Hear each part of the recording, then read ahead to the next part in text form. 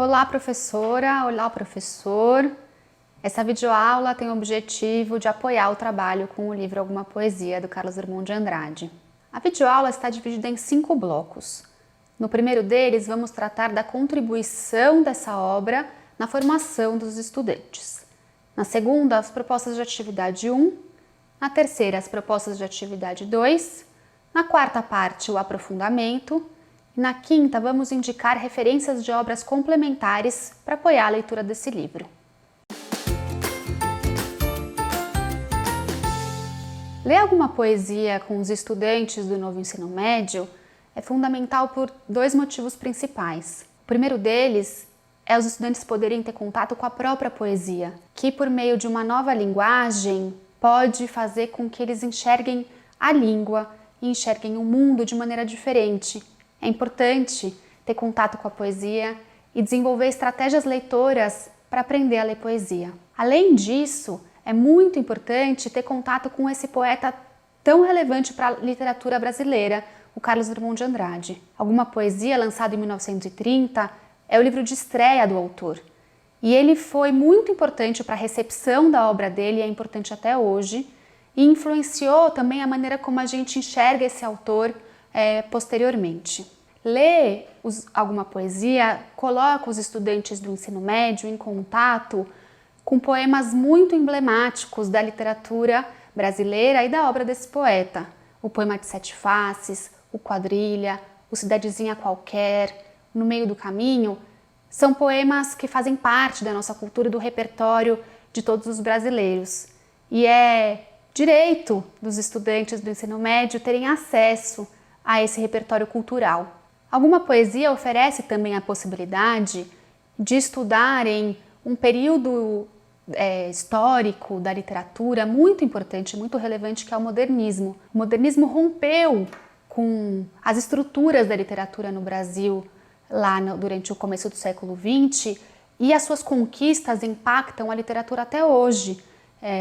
Então, conhecer essas rupturas e as continuidades que o modernismo proporcionou ajudam a ampliar o repertório dos estudantes para a história da literatura brasileira e assim poderem ler e compreender melhor as obras que eles leem, inclusive as obras contemporâneas. As discussões a partir dos poemas podem explicitar dúvidas, angústias, sentimentos, sensações, algumas questões sociais importantes e algumas tensões também entre o sujeito e o mundo.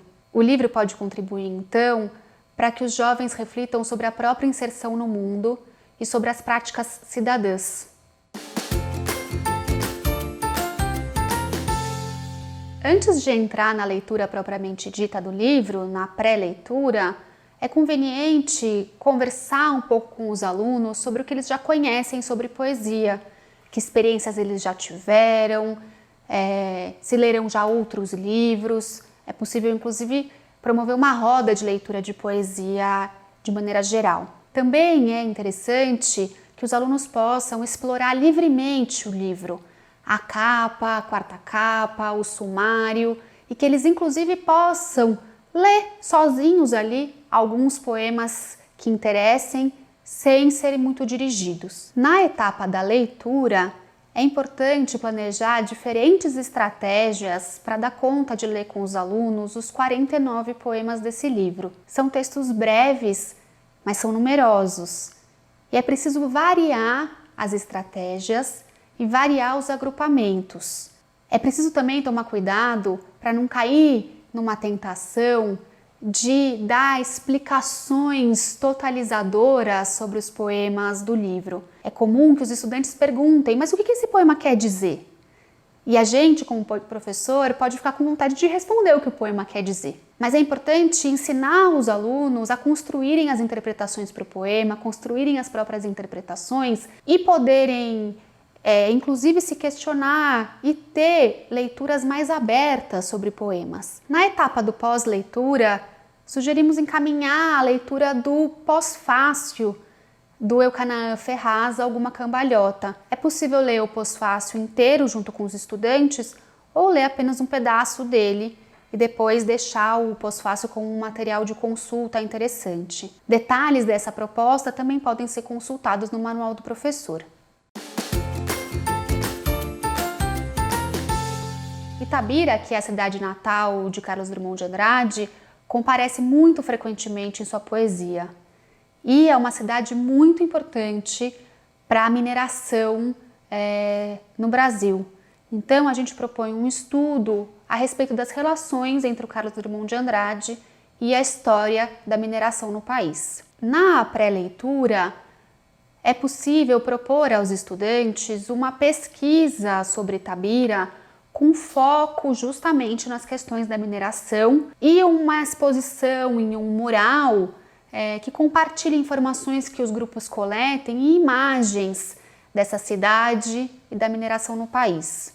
Na etapa de leitura, se possível, sugerimos que o professor de língua portuguesa, junto com algum professor da área de ciências humanas, possa fazer com os estudantes a leitura compartilhada do poema Itabira, de alguma poesia, que faz parte do conjunto Lanterna Mágica. Nesse poema, e em outros também do Lanterna Mágica, se explicitam questões históricas e também questões da mineração. É uma boa oportunidade para aproximar essas coisas com os estudantes e poder interpretar melhor os poemas do Lanterna Mágica. Já na fase do pós-leitura, seria interessante comparar com os estudantes duas imagens de momentos históricos diferentes do Pico do Cauê, que aparece lá no poema Itabira. No manual do professor tem uma sugestão de duas imagens. Elas revelam uma grande degradação desse pico ao longo dos anos e explicita o que acontece ali com a mineração. Depois da comparação entre as imagens, os estudantes podem ler outros poemas de Drummond que não pertencem a alguma poesia e que também tratam da mineração no país. E assim podem ampliar a sua concepção da poesia do Drummond e também as relações que esse poeta estabelece com a mineração. O eu lírico, como já dissemos, é necessariamente uma voz criada e inventada pelo poeta, e não exatamente uma representação dele. Em alguma poesia, o eu lírico aparece de maneiras bastante diferentes. Então, em alguns poemas, a gente percebe ele muito colado ao poeta. São poemas mais autobiográficos, por exemplo, ou que tratam da família, como o próprio poema Família. Em poemas de cunho mais social, mais político, o eu lírico aparece um pouco mais afastado, um pouco mais impessoal, inclusive. Existe também um movimento do eu lírico assumir uma posição metalinguística e aí, às vezes, novamente, e de maneira bem moderna, se confundir com o autor, fazendo reflexões metalinguísticas e reflexões sobre a própria poesia. É o caso do poema Poesia. Todos esses eu líricos têm algo em comum, que giram, que materializam uma certa instabilidade e uma tensão entre o sujeito e o mundo.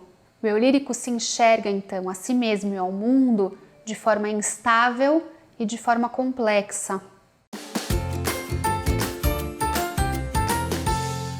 Além das referências complementares que estão aparecendo aqui no vídeo, você pode encontrar outras no manual de professor, como, por exemplo, um site do Carlos Drummond de Andrade, o texto Alguma Poesia 90 anos, que trata do aniversário de 90 anos desse livro, e um documentário intitulado Carlos Drummond de Andrade.